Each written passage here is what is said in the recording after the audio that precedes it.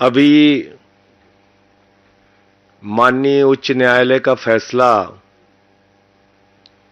अरविंद केजरीवाल जी के मामले में आया है, लेकिन जैसा पिछले कई दिनों से लगातार मैं कह रहा हूं, मैं फिर उस बात को दोहरा रहा हूं पूरी मजबूती के साथ और जिम्मेदारी के साथ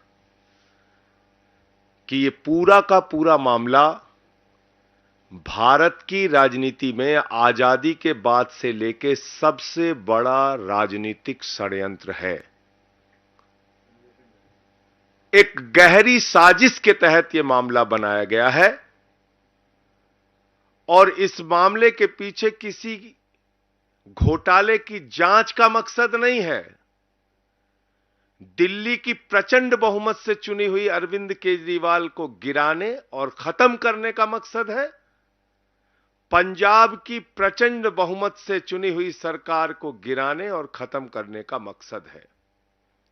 आम आदमी पार्टी की बढ़ती हुई ख्याति को और राष्ट्रीय पार्टी का दर्जा 10 वर्षों में हासिल करने की उपलब्धि को खत्म करने की कोशिश है।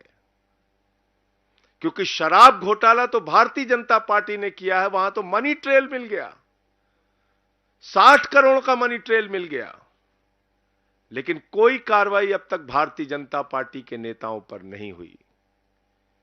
और अरविंद केजरीवाल जी के मामले में झूठे गवाह तैयार किए जाते हैं, बेबुनियाद आरोप लगाए जाते हैं। 10-10 गवाहों के 10-10 बयानों को छिपाकर षड्यंत्र के तहत 2 ही बयान कोर्ट के सामने लाए जाते हैं। 10 बयानों में से 8 बयान छिपाकर मात्र 2 बयान कोर्ट के सामने लाए जाते हैं। और मैं फिर से दोहरा रहा हूं, मगुंटा रेड्डी, राघव रेड्डी के 10 बयान थे। अंतिम 2 बयान में जैसे ही उन्होंने केजरीवाल जी का नाम लिया, तुरंत उसके बेटे को बेल मिल जाती है।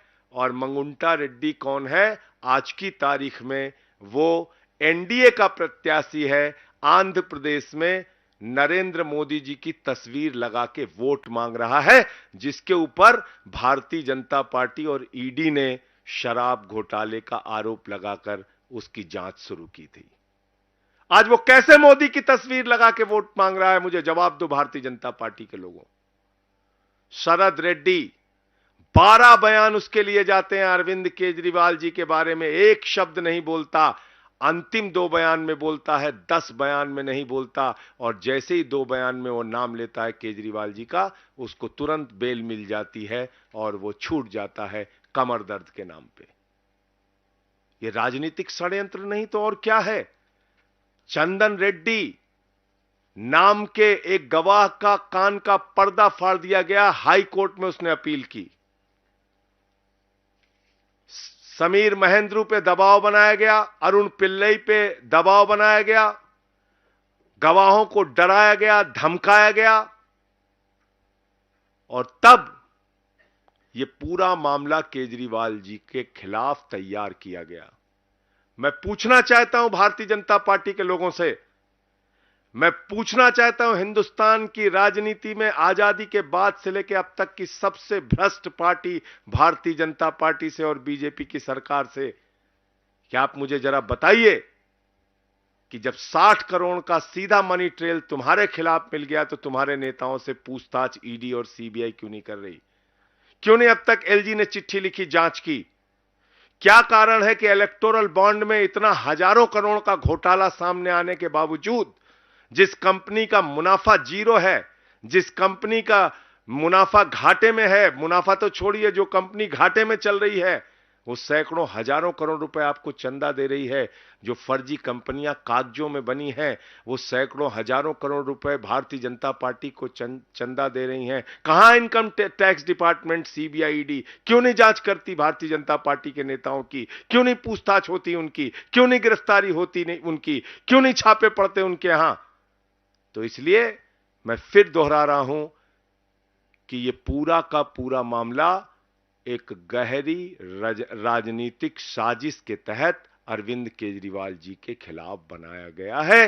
और जो बयान केजरीवाल जी के पक्ष में थे वो बयान ईडी ने जानबूझकर भारतीय जनता पार्टी और सरकार के इशारे पर राजनीतिक साजिश के तहत कोर्ट के सामने रखा ही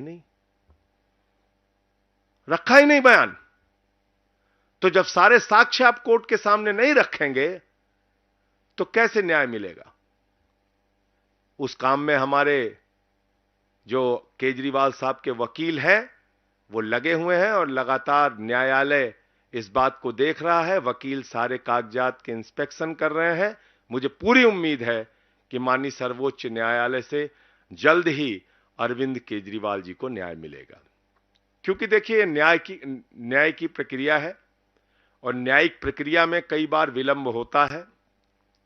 पीएमएलए एक्ट में बहुत सारी जटिलताएं हैं, जिसमें जमानत मिलने के प्रावधान कठिन है, मुश्किल है, और उसके साथ जब आप साक्ष्य ही पूरे नहीं रखेंगे तो कोर्ट के सामने पूरी बात आ नहीं रही है। 20,000 पन्ने अनरिलाइड डॉक्यूमेंट में रखे गए हैं।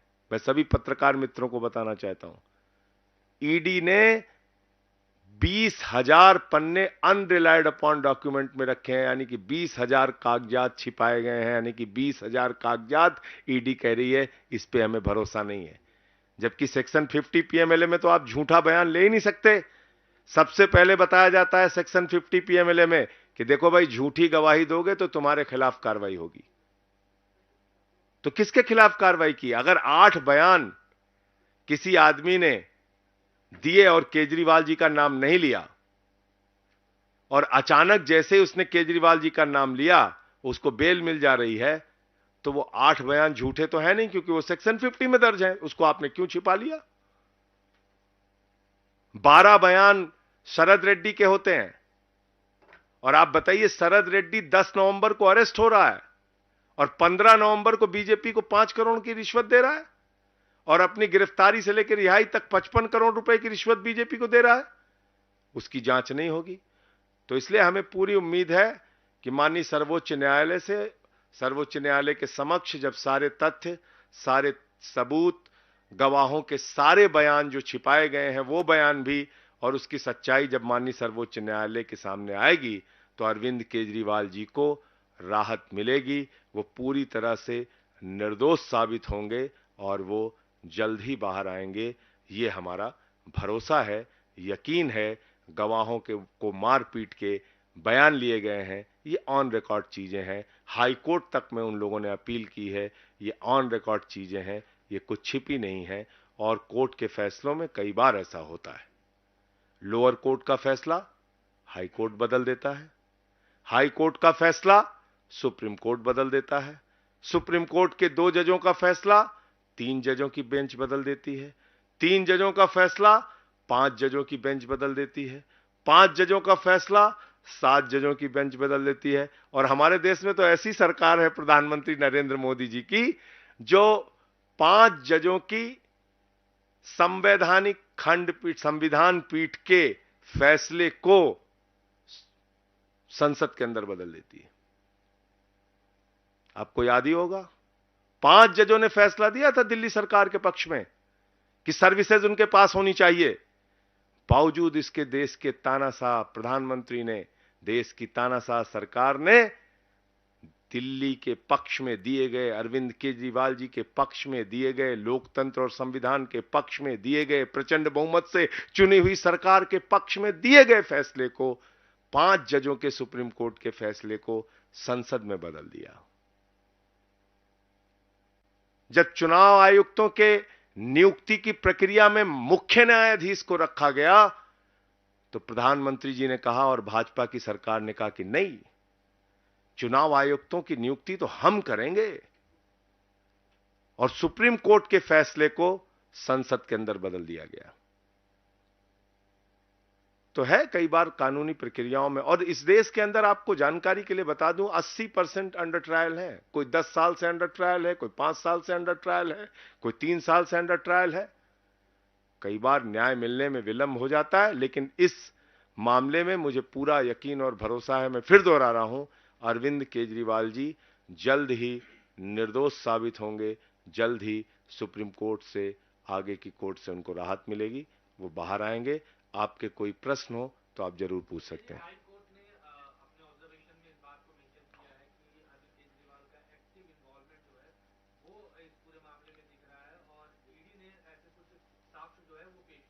तो ईडी ने जो साक्ष्य अरविंद केजरीवाल जी के पक्ष में है वो नहीं पेश किए ना, मैंने तो आपको बताया। ये पता कैसे चला, ये कैसे पता चला कि वो साक्ष्य नहीं रखे हैं?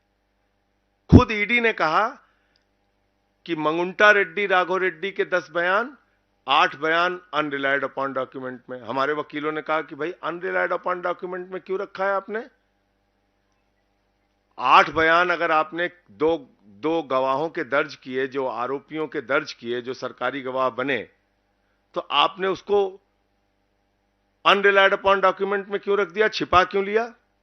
भाई ईडी का दफ्तर कोई म्यूजियम तो है नहीं, ईडी का दफ्तर कोई रद्दी की टोकरी की जगह तो है नहीं कि वहां पे आप कागज इकट्ठा कर रहे हैं, रख रहे हैं। आपने कागज इकट्ठा किया है किसी को दोषी साबित करने के लिए ना, तो सारे कागजात आप माननीय न्यायालय के सामने रखिए। क्यों नहीं रखा आपने?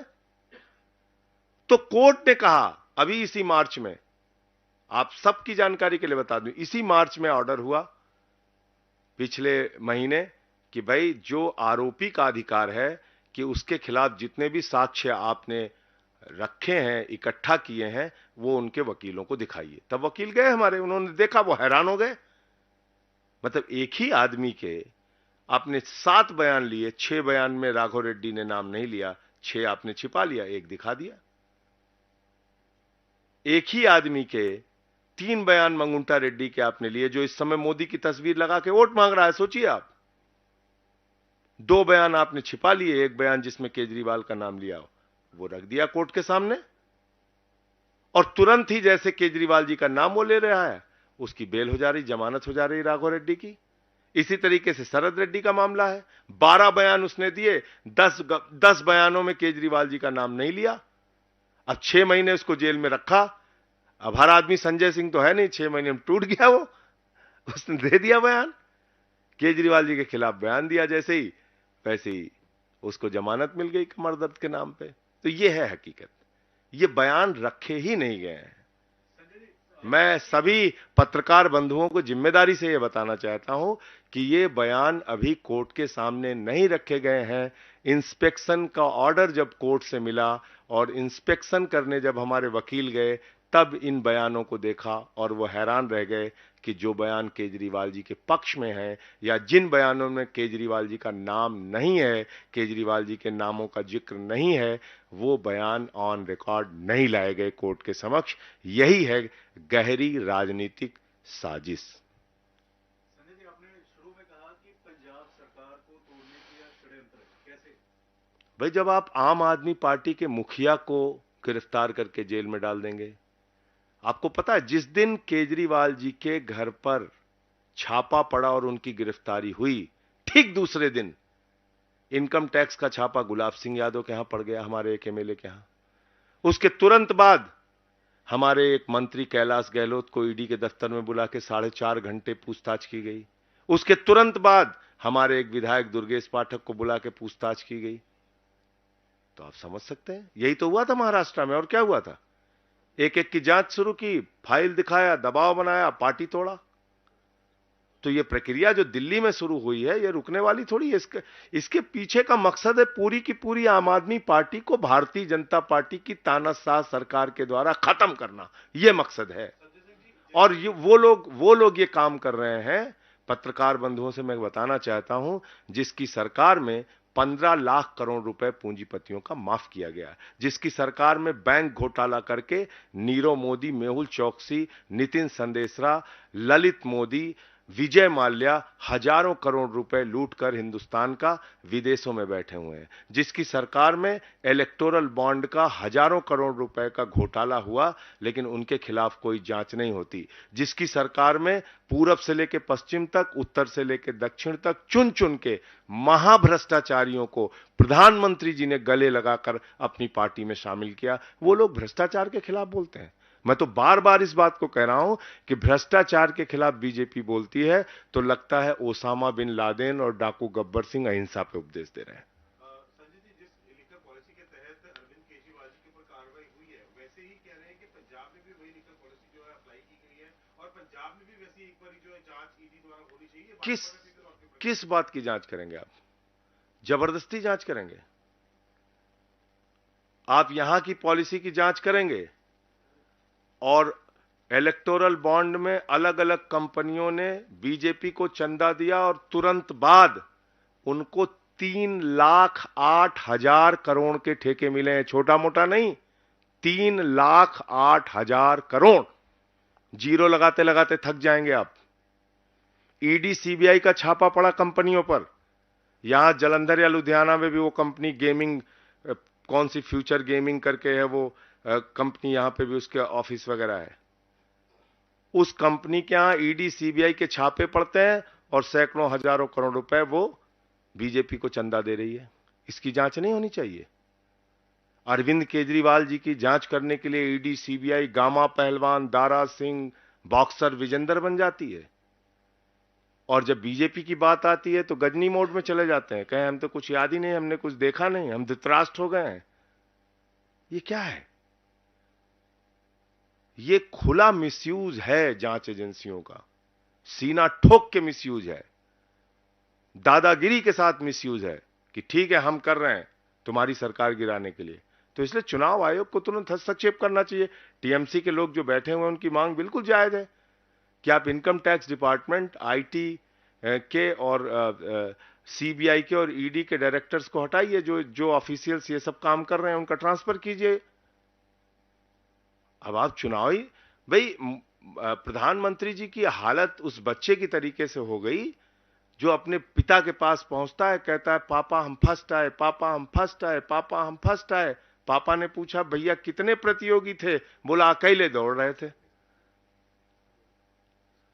अकेले ही दौड़ रहे हैं, सारे पहलवानों को पकड़ के आपने जेल में डाल दिया और आप कह रहे हैं कि हम फर्स्ट आ गए। केजरीवाल की गिरफ्तारी के बाद अब आप सीनियर हैं, भगवंत मान हैं, आज विधायकों से मिले, मंत्रियों से मिले, क्या स्ट्रेटजी बनाई है? क्योंकि पंजाब अहम है, दिल्ली अहम 23 सीटें जहां पे आम आदमी पार्टी चुनाव लड़ रही है, उन 23 सीटों पर पूरा तन मन धन से 4 गुना मेहनत और ताकत से हमारा कार्यकर्ता प्रचार करेगा, हमारे विधायक, हमारे मंत्री, हमारे नेता प्रचार करेंगे और वो सारे चुनाव हम लोग जीतने के लिए भरसक प्रयास करेंगे, नंबर 1। और जहां भी इंडिया गठबंधन के कैंडिडेट हैं, जिन राज्यों में हम चुनाव नहीं लड़ रहे हैं, वहां भी हमारी पार्टी इंडिया गठबंधन के प्रत्याशियों के लिए प्रचार करेगी। और एक बात मैं आप लोगों से बहुत साफ कह देना चाहता हूं, 400 पार ये भी एक जुमला है। 400 पार एक झूठा जुमला है, इसके अलावा कुछ नहीं है। आप में से बहुत सारे पत्रकार बहुत दिन से पत्रकारिता में हैं, आप लोग बहुत वरिष्ठ पत्रकार हैं, इसमें बहुत सारे, आप जानते हैं कोई पार्टी अगर चुनाव जीत रही होती है तो ऐसे पागलों की तरह काम नहीं करती कि निर्वाचित मुख्यमंत्री को पकड़ो और जेल में डाल दो। ऐसे नहीं काम करती। इतनी राजनीतिक समझ तो हम लोगों को भी है कि घबराहट है मोदी जी को। और क्यों घबराहट है? क्योंकि महाराष्ट्र में सीट कम हो रही है, कर्नाटक में सीट कम हो रही है, बिहार में सीट कम हो रही है, हरियाणा में सीट कम हो रही है, पंजाब में सीट कम हो रही है, मध्य प्रदेश में सीट कम हो रही है, राजस्थान में सीट कम हो रही है, झारखंड में सीट कम हो रही है।